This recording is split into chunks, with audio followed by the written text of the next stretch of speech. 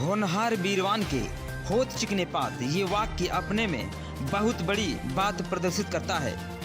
आजमगढ़ जिले के विकासखंड रानी के सराय के अंतर्गत अनवारुल हक हायर सेकेंडरी स्कूल में एक छात्रा के ऐसे ही गुण दिखे। ऐसे होनहारों के लिए के मास न्यूज के ब्यूरो चीफ आजमगढ़ मनोज कुमार बात करने को विवश हुए।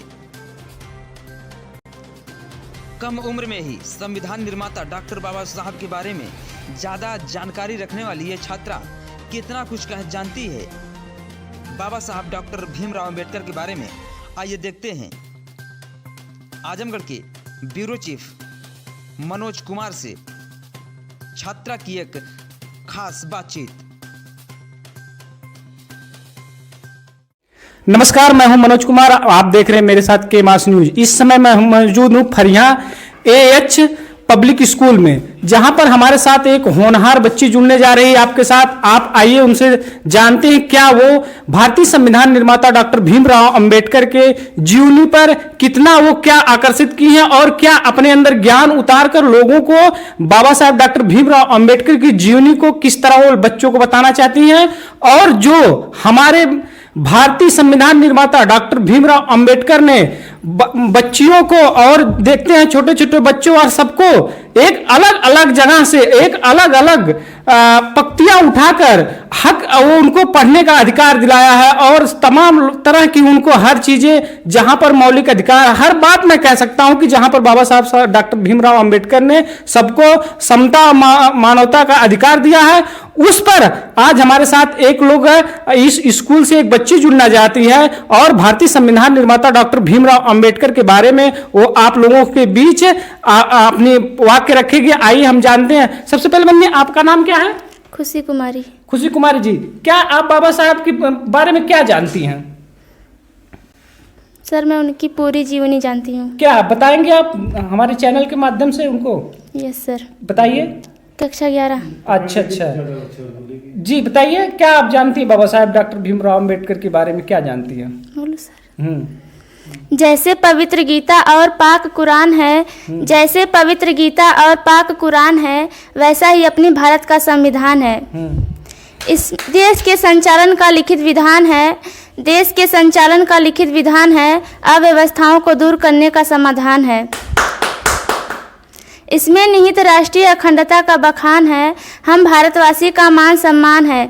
इसमें निहित राष्ट्रीय अखंडता का बखान है, हम भारतवासी का मान सम्मान है। उनकी जीवनी भी आपको याद है? यस। जीवनी में क्या है आपको याद है? ईश्वर जो लिखे वो तो विधि का विधान है, ईश्वर जो लिखे वो तो विधि का विधान है, भारत के सपूतों ने जो रचा वो देश का संविधान है। यह संविधान है, यह अपना संविधान है, हमें मिला मौलिक अधिकारों का वरदान है। डॉक्टर भीमराव अंबेडकर भारत रत्न 1990। दलित नौजवानों को जब कभी अवसर मिले तो यह सिद्ध करने का प्रयास करें कि वे बुद्धिमानी और योग्यता में किसी भी व्यक्ति की अपेक्षा रत्ती भर भी कम नहीं है। साथ ही सदा निजी स्वार्थ की ओर ध्यान न देकर समाज में स्वतंत्रता बलशाली और प्रतिष्ठित बनाने का प्रयत्न करना चाहिए। दलित समाज को प्रेरणा देने वाले डॉक्टर भीमराव अंबेडकर जी के हैं। इनका जन्म 14 अप्रैल 1891 में मध्य प्रदेश के मऊ छावनी जिले में हुआ था। इनके पिता रामजी राव महाराष्ट्र के रत्नागिरी जिले में थे। भीम जी के माता का नाम भीमाबाई था।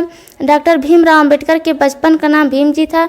भीम जी अपने माता पिता के 14वें संतान थे, जिनमें से केवल 5 जीवित रहे। भीम जी के बड़े भाई थे बलराम और आनंदराव, बहनें थी मंजुला और तुलसी। डॉक्टर भीमराव अंबेडकर महार जाति के थे। यह जाति दलित वर्ग से संबंध रखती है, परंतु सूरवीरता के लिए यह प्रसिद्ध थी। छत्रपति शिवाजी की सेना में बहुत से महार थे। ईस्ट इंडिया कंपनी में यह भी एक अच्छा नियम था कि जो लोग सेना में काम करते थे उनको बच्चों को जरूरी तौर पर शिक्षा दी जाती थी। संयोग से अंबेडकर के पिता, दादा, नाना और मामा ईस्ट इंडिया कंपनी में काम कर चुके थे। जब अंग्रेज सरकार ने महार जाति की भर्ती पर रोक लगा दी तो रामजी राव 1893 में अपने परिवार को लेकर दपोली चले गए, जहां 1896 में डॉक्टर भीमराव अंबेडकर को प्राथमिक पाठशाला में दाखिला मिल गया, किंतु वहां भी उनकी पढ़ाई पूरी ना हो सकी, क्योंकि सतारा में रामजी राव की नौकरी स्टोर कीपर की नौकरी लग गई थी। डॉक्टर भीमराव अंबेडकर गरीब घर में जन्मे थे, किंतु उससे भी अधिक दलित कौम में जन्मे थे। गरीब घर की बात पैसे की तंगी की होती है, लेकिन दलित कौम की बात हीन भावना की होती है, जो मनुष्य के जन्म की सबसे बड़ी कमजोरी होती है। डॉक्टर भीमराव अंबेडकर के साथ बचपन से ऐसी कई घटनाएं घटी जिन्होंने उन्हें आरंभ से ऐसी सामाजिक अन्याय के खिलाफ सोचने पर मजबूर कर दिया। कतरा थे सभी मुकद्दर बना दिया, अधिकार दिलाया बाबा साहेब ने मुकद्दर बना दिया। कतरा थे सभी मुकद्दर बना दिया, अधिकार दिलाया बाबा साहेब ने मुकद्दर बना दिया। पैरों की धूल मानती थी सत्ता, कभी अंबेडकर ने हम सबको बराबर बना दिया। 6 वर्ष की छोटी अवस्था में भीम जी को छुआछूत का कटु अनुभव हुआ। एक बार वह बैलगाड़ी से किसी गांव जा रहे थे और उनका बड़ा भाई भी उनके साथ था। बैलगाड़ी में कौन सवर्ण है और कौन दलित यह किसी को मालूम ना था। गाड़ीवान बैलगाड़ी चलाते हुए दोनों भाइयों से बात करते हुए जाता है। उसका व्यवहार स्नेहपूर्ण होता है। काफ़ी दूरी तय करने के बाद उसे पता चलता है कि वे दोनों भाई महार जाति के हैं, तो उसका व्यवहार बदल गया। उसने दोनों भाइयों को खूब डांटा, फटकारा और नीचे उतार दिया। वे दोनों भाई इस निराश से पैदल चलकर अपनी इस अपमान से निराश होकर के पैदल चलकर अपनी मंजिल तक पहुंचते हैं। भीम जी अपने पिता को ये सारी बात बताते हैं। भीम जी के पिता ने समझाया दोनों भाइयों को कि खूब शिक्षा प्राप्त करके ही इस सामाजिक अपमान से बचा जा सकता है और अन्याय के खिलाफ लड़ा जा सकता है। भीम जी ठान लिया कि ज़्यादा से ज़्यादा शिक्षा प्राप्त करेंगे, लेकिन गांव में रहकर यह संभव न था। यहाँ का वातावरण अच्छा नहीं था, लोग ऊंच नीच में विश्वास रखते हैं। क्यों भीम जी ने एक बार घर में बिना किसी को बताए अपनी बहन के पास बम्बई पहुंच गए। बहन को भाई को देखकर आश्चर्य तो हुआ ही, लेकिन जब उसने अपनी दुख भरी कथा सुनाई तो उसका मन भर आया। बम्बई में भी एक चाय वाले द्वारा अपमानित किए जाने पर भीम जी निराश हो गए थे। फिर बहन ने समझाते हुए कहा, हमारे पिता भी तो दलित हैं, वह भी तुम्हारी तरह बचपन में रहे होंगे, लेकिन उन्होंने कभी नहीं डरा और हर बाधा का मुकाबला किया। क्या तुम भी चाहते हो कि वे बड़े होकर ऐसा ही जीवन जिए? ऐसे लाखों बालक होंगे जो तुमसे भी अपमानित जीवन जी रहे होंगे। बहन के शब्दों ने भाई के मन में आशा का संचार कर दिया और वे सतारा वापस लौट गए। वे मन लगाकर पढ़ने लगे।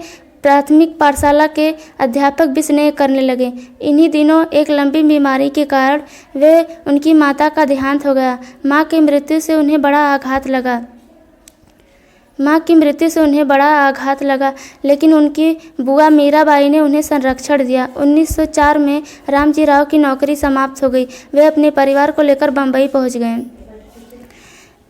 सतारा में महार जाति का छात्र क्रिकेट नहीं खेल सकता था, लेकिन बम्बई में इस तरह की रोक ना थी। लेकिन एक रूप में यहाँ भी छुआछूत थी। सवर्ण बच्चे अपने खाने के टिफ़िन ब्लैक बोर्ड के पीछे रखते थे। एक बार अध्यापक ने भीम जी को आदेश दिया ब्लैक बोर्ड पर कुछ लिखने के लिए। वे जैसे ही लिखने के लिए गए, वैसे ही सवर्ण बच्चे दौड़ पड़े अपने खाने के टिफ़िन हटाने के लिए। उन्हें डर था कि उसमें छूत न घुस जाए। 10वीं की परीक्षा 1907 में डॉक्टर भीमराव अंबेडकर ने पास कर लिया। आपका परिचय? मैं श्यामजी उपाध्याय, हेडमास्टर अनवारुल हक मेमोरियल हायर सेकेंडरी स्कूल फरिया। जो ये बच्ची आज भारतीय संविधान निर्माता डॉक्टर भीमराव अंबेडकर के बारे में चर्चा की है, आप कैसे उनको ज्ञान दिए थे यहाँ? अभी ये बच्ची दूसरे स्कूल से पढ़ कर आई है।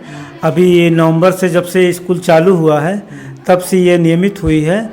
और इस बीच मैंने महसूस किया कि ये बच्ची बाबा साहब डॉक्टर अंबेडकर के बारे में जिस तरीके से रचनाशील रही है और उनकी बात को समाज के सामने रखना चाह रही है, जो बाबा साहब छुआछूत से, अस्पृश्यता से दुखित थे, उन चीज़ों को ये आज भी महसूस करती है और उन चीज़ों को बाबा साहब के माध्यम से ये समाज से दूर करना चाहती है। इतनी कम उम्र में बाबा साहब की जीवनी पर विचार करना और उन पर फोकस करना कहीं न कहीं ये कर्ण से प्रेरित है।